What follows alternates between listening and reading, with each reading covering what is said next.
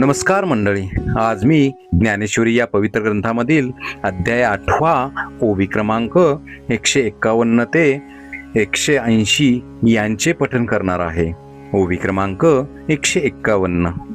ऐसे जे हे शरीर ते ते वनपवतीची पुढती नर, हे होऊनी ठेले अपार स्वरूप माझे. याचा अर्थ ते हे शरीर मद्रूप होऊन राहिलेल्या पुरुषांना पुन्हा प्राप्त होत नाही. ओवी क्रमांक 152. एरवी ब्रह्मपणाची ये भडसे, न चुकतीची पुनरावृत्तीचे वळसे, परी निवटलियाचे जैसे पोट न दुखे. याचा अर्थ एरवी ब्रह्मपणाची घमेंड असणाऱ्यांना सुद्धा, ब्रह्मदेवाला सुद्धा पुनर्जन्माचे फेरे चुकत नाहीत, परंतु मेलेल्या मनुष्याचे जसे पोट दुखत नाही. ओवी क्रमांक 153.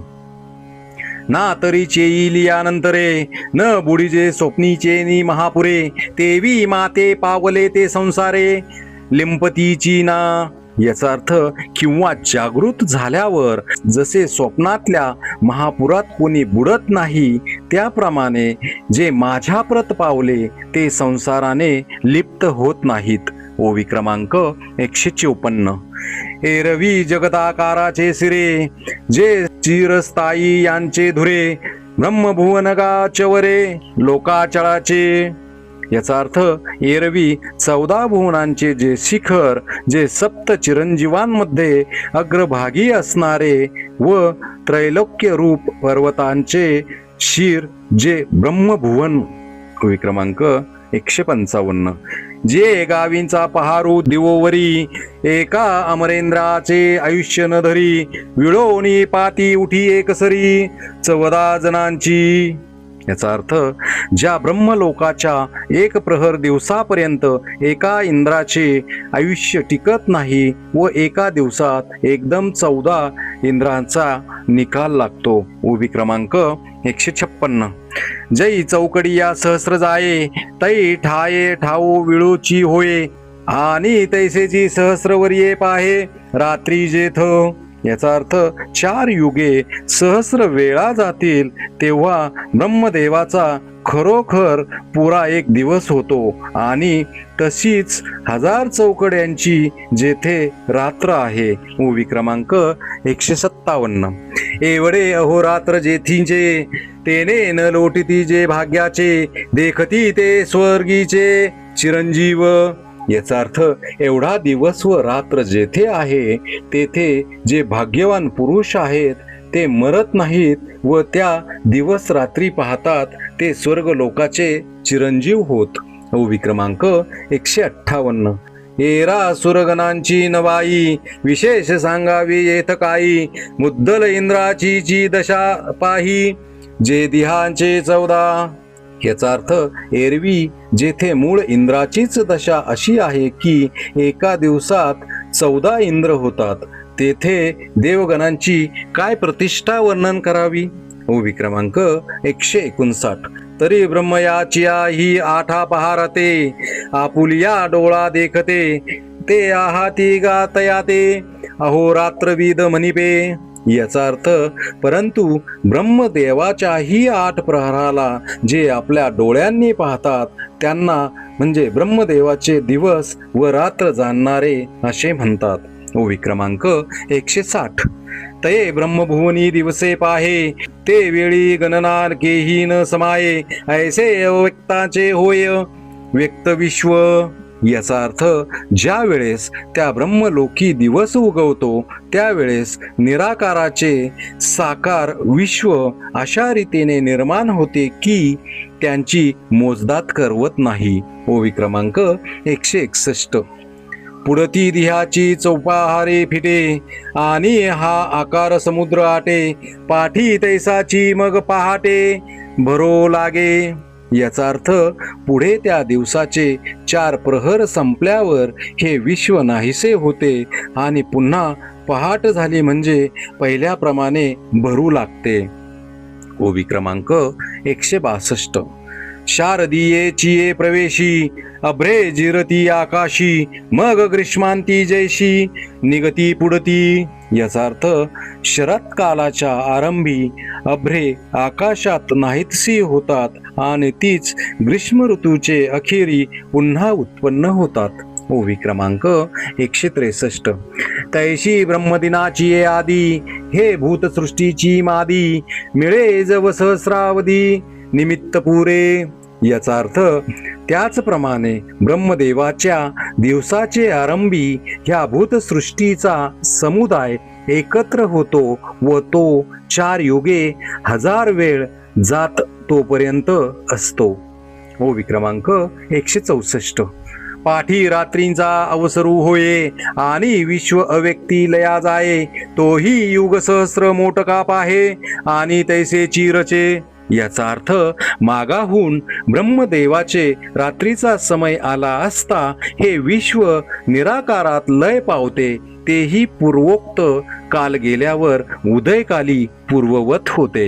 ओवी क्रमांक 165. हे सांगावया काय उपपत्ती जे जगाची प्रळयो आणि संभूती ये ब्रह्मभुवनीची होती अहोरात्रा माझी.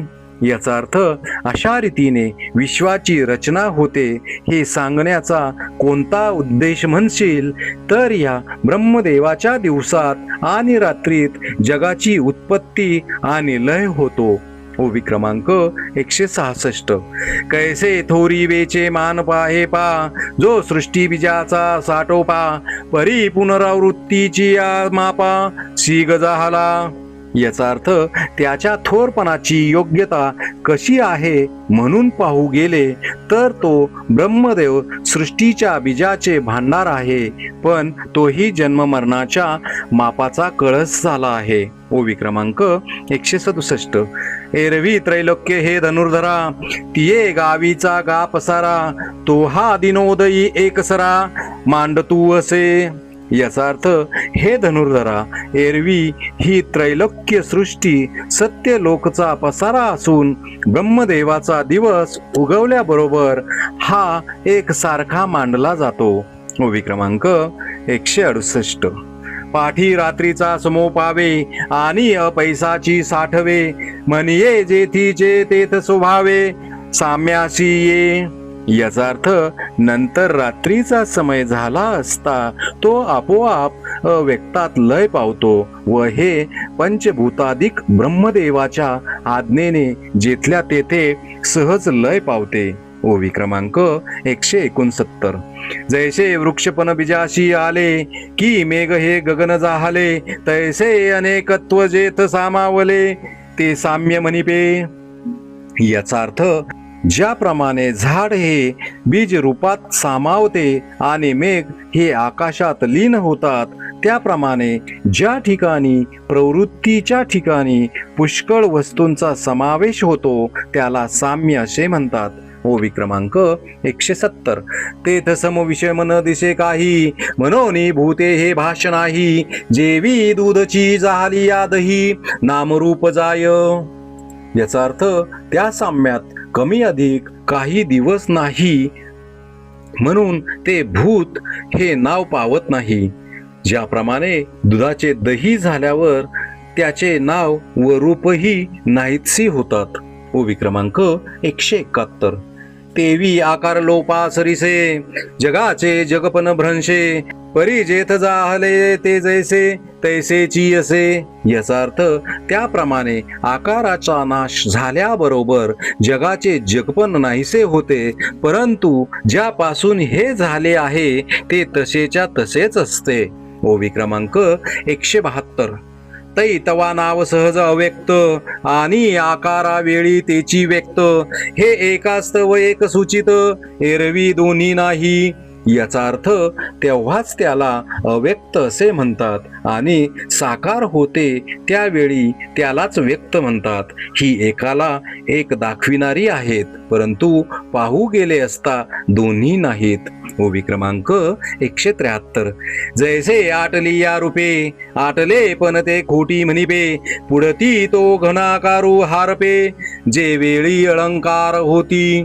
याचा अर्थ ज्याप्रमाणे रूपे आटल्यावर त्या आकाराला लगड म्हणतात, पुढे त्याचे दागिने बनल्यावर ती लगड नाहीशी होते. ओवी क्रमांक 174. ही दोन्ही जैशी होणी, एकी साक्षी भूत सुवर्णी, तैसी व्यक्ता व्यक्ताची कडसणी वस्तूच्या ठाई. याचा अर्थ ही दोन्ही रूपांतरे जशी एका चांदीवर किंवा सोन्यावर होतात, त्याचप्रमाणे व्यक्त व अव्यक्त हे दोन्ही विचार ब्रह्माच्याच ठिकाणी होतात. ओवी क्रमांक 175. ते तरी व्यक्त ना अव्यक्त, नित्य ना नाशवंत, या दोही भावा अतीत अनादि सिद्ध. याचा अर्थ ते ब्रह्म तर व्यक्त नाही आणि अव्यक्तही नाही, नित्य नाही आणि अनित्यही नाही, ह्या दोन्ही स्थितीच्या पलीकडले अनादि सिद्ध असे आहे. ओवी क्रमांक 176. हे जे विश्वची होवनी असे, परी विश्वपन नासी लेनी न नाशे, अक्षरे पुसल्या न पुसे अर्थू जैसा. याचा अर्थ ते ब्रह्म विश्वाकार होऊन राहते, परंतु विश्व पण लयाला गेले तरी ते लय पावत नाही. ज्याप्रमाणे अक्षरे पुसून टाकली तरी त्याचा अर्थ पुसला जात नाही. ओवी क्रमांक 177. पाहे पातरंग तरी होत जात, परी तेथ उदकते अखंड असत, तेवी भूताभावी न नाशत अविनाश जे. याचा अर्थ पहा की पाण्यावर तरंग येतात व जातात, परंतु पाणी हे कायमच असते. त्याप्रमाणे भूते नाहीतशी झाली असता अविनाशी परब्रह्म नाश पावत नाही. ओवी क्रमांक 178. ना तरी आटतीये अलंकारी, नाटते कनक असे जयापरी, तेवी मरतीये जीवाकारी अमर जे आहे. याचा अर्थ किंवा अलंकार आटल्यावर सोने जसे आटले जात नाही, त्याचप्रमाणे मरण पावणारे शरीरात जे अमर आहे. ओवी क्रमांक 179. जया ते अव्यक्त म्हणो ये कोडे, म्हणता स्तुती हे ऐसे नावडे, जे मन बुद्धी न सापडे म्हणून या. याचा अर्थ ज्याला कौतुकाने अव्यक्त म्हटले असता त्याची स्तुती केली असे वाटत नाही, कारण जे मन व बुद्धी यांना सापडत नाही. ओवी क्रमांक 180. आणि आकारा आलिया जयाचे, निराकार पण न वचे, आकार लोपे न विसचे नित्यता गा. याचा अर्थ जे आकारा आले असताही ज्याचे निराकारपण जात नाही व आकाराचा नाश झाला असता त्याची नित्यता बिघडत नाही. श्री संत ज्ञानेश्वर महाराज की जय.